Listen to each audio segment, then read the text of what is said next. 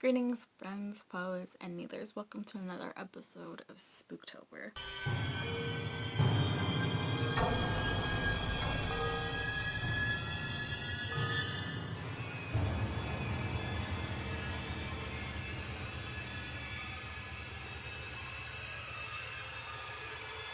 I am super sad because there's only 2 weeks left in SpookTober. We are talking about another one of my favorite series, and it is the Asylum series by Madeline. For those of you who have not the Asylum book series, this series is a supernatural fiction mystery thriller novel that follows 3 teens at a summer camp program for gifted students. I know I previously did a book review on this when I first started doing my channel, and I kind of want to forget about that. I will definitely say that this is a quick read. I finished it in a day, like the first day I bought it, mostly because at that time when I first received the book, I just learned about Nellie Bly. She was the famous journalist that went into an asylum to report on the treatments of how patients were being treated there. For me, 2013, so yeah, it was 6 years ago this book came out. Wow. This book specifically follows around 3 characters: Dan, Abby, and Jordan. As far as I know, Dan is 16 years old. He is the outcast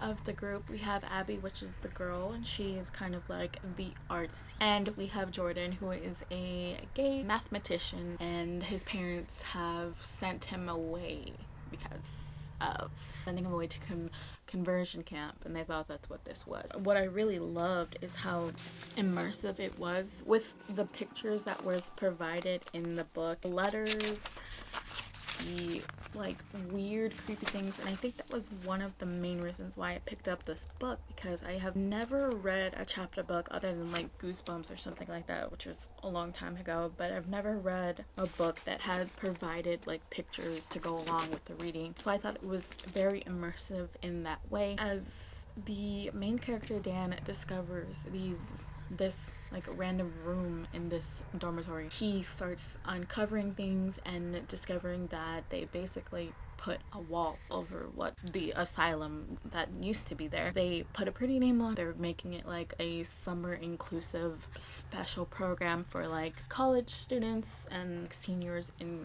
high school to get that college credit. I gotta say, it's scary to think that how easy it is to cover up the past with some like a new coat with new coats of paint, a different name, and advertise it differently. It really got me thinking, like, what buildings do we have today their past was completely painted over and forgotten about because of the horrific things that have happened. The idea of going to school in an abandoned, old, creepy, rotting sanatorium asylum absolutely thrilled me, because I was curious, and then learning about these things, you're like, wow, these people are treated poorly. Specifically, this story feels like these characters are kind of reincarnations of whatever happened there at the past. It even goes so far to include that the main character, Dan Crawford, is a descendant of the guy who ran this asylum, who experimented on patients and performed lobotomies for little girls. What I did like is that when we discovered that he possibly could have this connection, we don't really know too much about Dan, because it isn't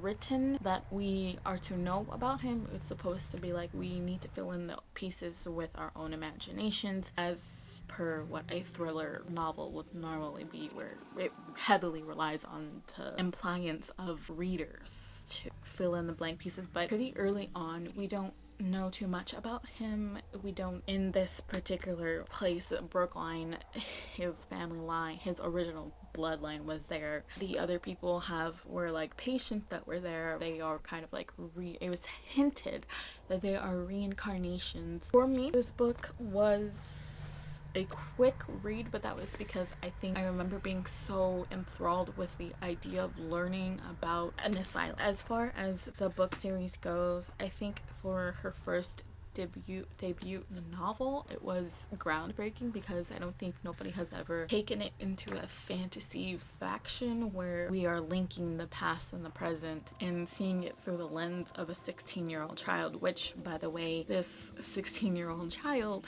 has inconsistent thoughts because at the time he's like heavily to psychology, but we also see that this character Dan Crawford is also retracting the ideas of the psychology lessons that he is learning from Carl Jung, kind of are like going on this journey with him while he's trying to fight what he's learning but also curious about what there could be. We also know that he has these weird visions, these weird nightmares that somehow are linked to his possible past. Really find out too much until the end of the story where this big thing happens with one of the other students, and I don't remember his name.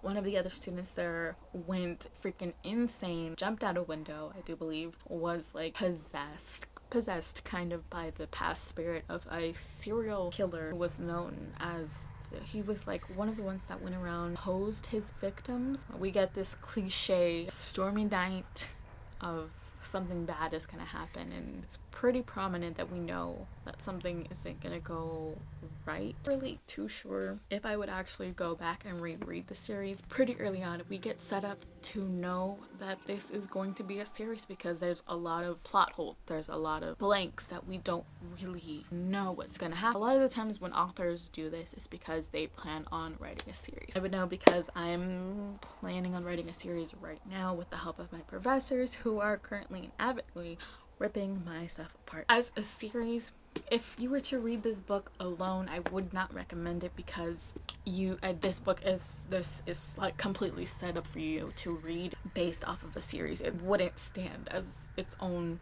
book itself because there's just so much setup that you have to do with something of the topic of an asylum, a sanatorium. Those things would require a lot of research, and I gotta say there is a lot of research in this book that's cited, but I think it would require a lot more research to successfully make this its own standalone book. So if you're gonna read the Asylum series, you want to take a chance on it. You want to know possibly could have happened during this time when sanatoriums, when asylums were very big, where you can just be sent to a sanatorium for even reading. Definitely take a crack at it. I will tell you right up front that there is a little bit of plot holes. You gotta understand this is also the first novel that this author wrote, so there's gonna be a learning curve. Obviously, when she applies her writing into her newer style. If I were to specifically rate this book, I would probably give it 7 out of 10. 7.5 out of 10. Because I do remember when I first read the book, I was so enthralled. I really loved it. 7.5 is mostly because I can't remember what the book was about and it was so long ago. But I will see you all here on Wednesday with an art collab, actually with my collaborator. Be sure to watch his video tomorrow. I'll talk to you all in 2 days. Thank you so much for watching.